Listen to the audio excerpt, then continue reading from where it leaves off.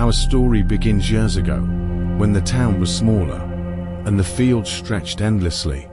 In the autumn of 1932, a young boy named Thomas vanished while playing near the cornfields. He had been laughing and chasing fireflies only minutes before. When his mother turned her head for just a moment, he was gone. A search party was formed, scouring every inch of the field, but there was no trace of Thomas, only his small shoes, left eerily at the edge of the corn, pointing into the shadows. Months passed, and Thomas' mother became obsessed with the cornfield, convinced that her son's spirit was trapped within it. Each night, she would walk the edge of the field, calling his name, and each night, she heard a whisper in response, a faint voice drifting from the corn, like a memory from a dream. But no one else heard it, and soon, the townsfolk began to call her mad. The cornfield lay undisturbed for many years, until one summer, when farmers began noticing strange, twisted symbols carved into the stalks. The designs were like nothing they'd ever seen before, circles, spirals, and jagged lines. The elders claimed they were ancient symbols of protection, meant to ward off evil spirits.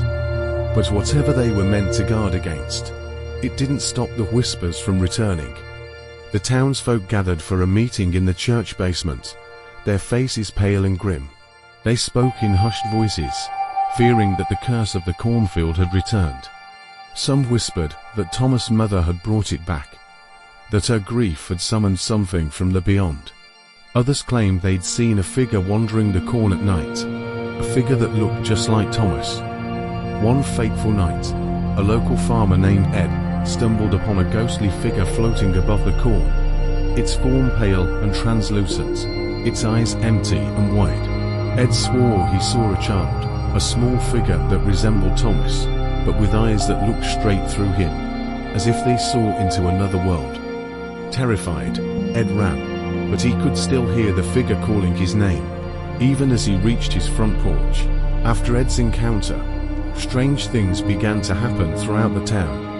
People heard faint whispers drifting through the air at night, whispers that seemed to call them by name. Doors swung open without cause, and lights flickered ominously, as if warning them of something lurking in the shadows. Fear settled over the town like a fog, thick and inescapable. One morning, a child stumbled upon a doll at the edge of the cornfield. It was small, faded, and eerily lifelike, with hair made from corn husks and eyes that seemed to follow you. Whispers spread quickly. It was Thomas' doll. No one could explain how it had appeared after so many years.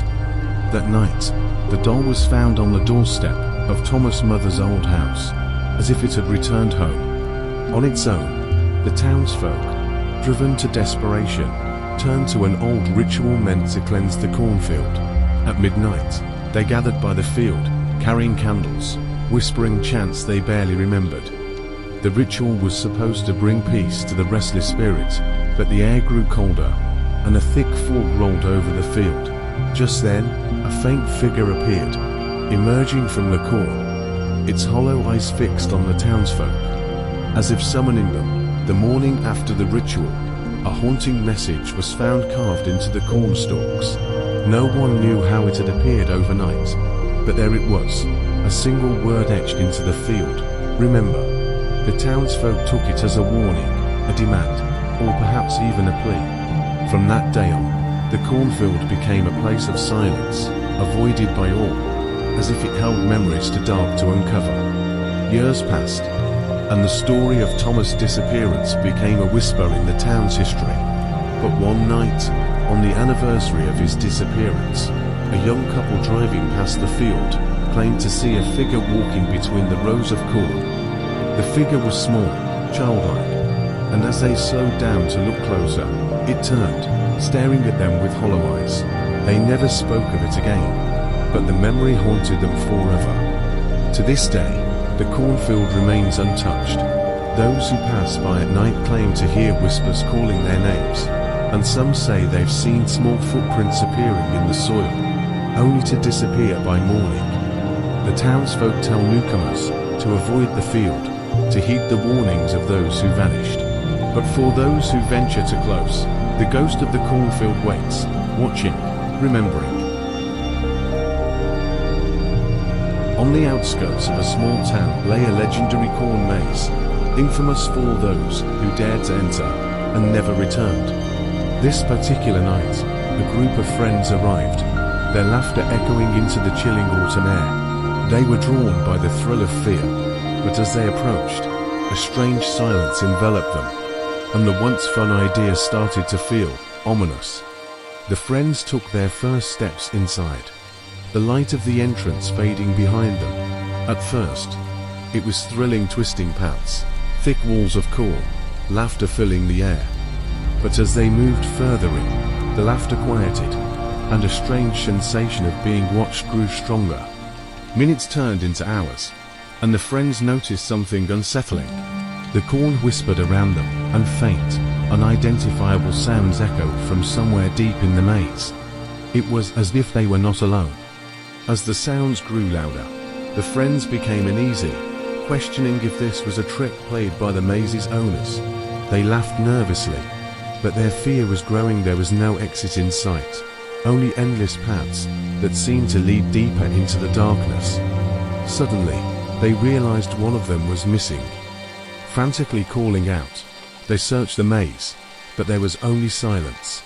A wave of terror swept through them. No one had seen their friend disappear, and the corn seemed to swallow their voices. Then, they saw something, an apparition, pale and lifeless, hovering just beyond the corn stalks. It was a figure from another time, clothed in old-fashioned, tattered clothing, eyes hollow and haunting. When they tried to approach, it vanished into the maze's darkness. With every turn, the maze twisted in ways they couldn't remember. Paths they had taken were now blocked by walls of corn, and new routes appeared out of nowhere. It was as if the maze was alive, guiding them deeper into its heart. Desperation set in, and as they huddled together, they uncovered a chilling legend. Those who entered the maze never left, forever bound to the twisted pathways. Realizing the maze might be there too, fear gripped them as the ghostly whispers grew louder. In their last moments of hope, they encountered the entity responsible for the maze's horrors. Its face was twisted and expressionless, a remnant of the lives it had taken. It beckoned them forward, offering them a path straight into the darkness.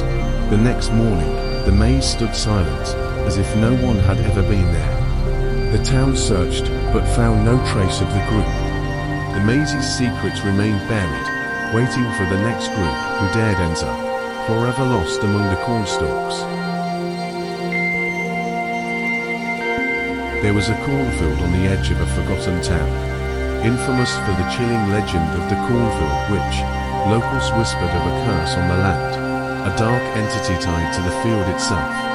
Travelers passing through often felt a haunting presence, but few knew the true story behind the curse that plagued the town. Many years ago, a woman was accused of witchcraft and dragged to the center of the cornfield by the townsfolk. As flames consumed her, she cursed the land and everyone connected to it. Since that fateful night, people began vanishing in the cornfield, never to be seen again. One cold October night, a group of curious travelers passing through the town heard the tale and dared to explore the cornfield, hoping to debunk the legend. Armed with flashlights and an adventurous spirit, they entered the corn, laughing off the warnings from the townsfolk. As they wandered deeper, strange symbols carved into the stalks began to appear.